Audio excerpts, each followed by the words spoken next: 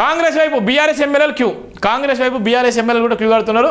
కేటీఆర్ అహంకారపు మాటలు రేవంత్ రెడ్డి ఆకట్టుకున్న నేపథ్యం ఉంది. ఇప్పటికే ఆయన ఆకర్షణ కూడా మొదలెట్టిన నేపథ్యం ఉంటుంది. అందుకోసమే కాంగ్రెస్లో ఉన్నటువంటి ఎవరైతే ఎమ్మెల్యేలు ఉన్నారో ఈ కాంగ్రెస్లో ఉన్నటువంటి మంత్రులు కూడా బీఆర్ఎస్లో ఉన్నటువంటి ఎమ్మెల్యేలతో కూడా సంప్రదింపులు కూడా చేస్తున్నటువంటి సందర్భం ఉంది. వాళ్ళకు ఉన్నటువంటి అటాచ్మెంట్తో వాళ్ళకు ఉన్నటువంటి సంబంధంతో రేవంత్ రెడ్డి గారి దగ్గర కూడా తీసుకొచ్చి కల్పించేటువంటి నేపథ్యం ఉంటుంది. ఇప్పటికే బీఆర్ఎస్లో ఉన్నటువంటి అనేక మంది ఎమ్మెల్యేలు కూడా క్యూ కట్టినటువంటి నేపథ్యం ఉంటుంది. అందుకోసం ఒక్కోసారి వద్దన్నటువంటి విషయంలో ఆయన ఒక్కొక్కరికి మాత్రం టైం ఇస్తున్నాడు, కొంతమందికి టైం ఇస్తున్నాడు, ఒక్కొక్క జిల్లాకు సంబంధించిన ఎమ్మెల్యేలు టైం ఇస్తూ ఆయన కలిసేటువంటి నేపథ్యం కూడా ఉంది. మనం చూస్తున్నాం.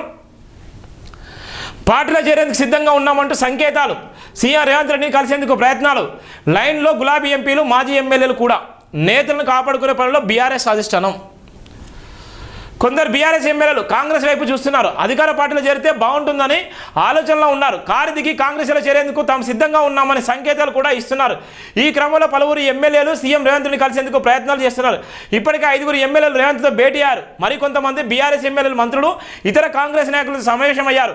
ఆయా నేతలతో సమావేశాలు తాము కాంగ్రెస్లో చేరేందుకు సిద్ధంగా ఉన్నామని బీఆర్ఎస్ ఎమ్మెల్యేలు సంకేతాలు ఇచ్చినట్టుగా ప్రచారం జరుగుతున్నది.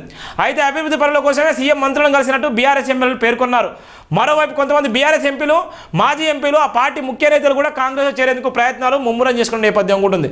బీఆర్ఎస్లో ఉన్నటువంటి అసమ్మతంగా ఉన్నటువంటి నాయకులు, మాజీ ఎమ్మెల్యేలు, ప్రజెంట్ ఉన్నటువంటి ఎంపీలు, ప్రజెంట్ ఉన్నటువంటి ఎమ్మెల్యేలు కూడా కాంగ్రెస్ వైపు చూపేటువంటి నేపథ్యం ఉంది. బీఆర్ఎస్ సంబంధించినటువంటి భయంకరమైన పరిస్థితి బీఆర్ఎస్కి వచ్చింది. ఏదైతే టీఆర్ఎస్ నుంచి బీఆర్ఎస్గా మారిందో అప్పుడే ప్రభుత్వం విఫలమైపోయింది.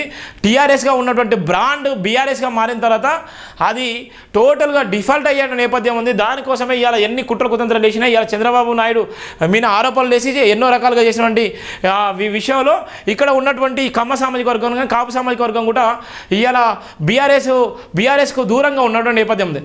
అదే సామాజిక వర్గం ఉందో మళ్ళా ఇవాళ ఉన్నటువంటి చక్రాలు ఇప్పేటువంటి నేపథ్యం. ఏదైతే ఆ కాంగ్రెస్ నుంచి కూడా వాళ్ళందరూ కూడా మూకుమ్మడిగా హైదరాబాద్లో ఉన్నటువంటి చాలా వరకు ఉన్నటువంటి మెజారిటీ ప్రజలు కూడా ఇలా కాంగ్రెస్ వైపు చూసేటువంటి నేపథ్యం కూడా ఉంది. ఏదైతే కాంగ్రెస్ ఇక్కడ గెలవకపోయినప్పటికీ కూడా బీఆర్ఎస్ గెలిచినప్పుడు కూడా ఇప్పుడు ఎంపీ ఎలక్షన్ల టోటల్ సంబంధించి మొత్తం వైపు కూడా కాంగ్రెస్ వైపు లాక్కునేటువంటి ప్రయత్నం కూడా జరుగుతుంది. అందుకోసం ఎమ్మెల్యేలు కూడా హైదరాబాద్లో ఉన్నటువంటి ఎమ్మెల్యేలు కూడా ఇప్పుడు కూడా చాలామంది కూడా సంప్రదింపులు చేస్తున్నారు. వాళ్ళ ఆస్తులు ఏదైతే బీఆర్ఎస్ ఆస్తులు పంచుకున్న ఎమ్మెల్యేలు ఆలోచించేటువంటి నేపథ్యం ఉంది. కేసీఆర్ దగ్గర ఉన్నటువంటి చిట్టా అంతా రేవంత్ రెడ్డి దగ్గరికి ఇప్పటికే చేరుకున్న నేపథ్యం ఉంది. అవకాశం చూసి అందరి మీద దాడులు చేసి, అవకాశం చూసి అందరి మీద ఇబ్బందులకు గురి చేసేటువంటి పరిస్థితి ఉంటుంది.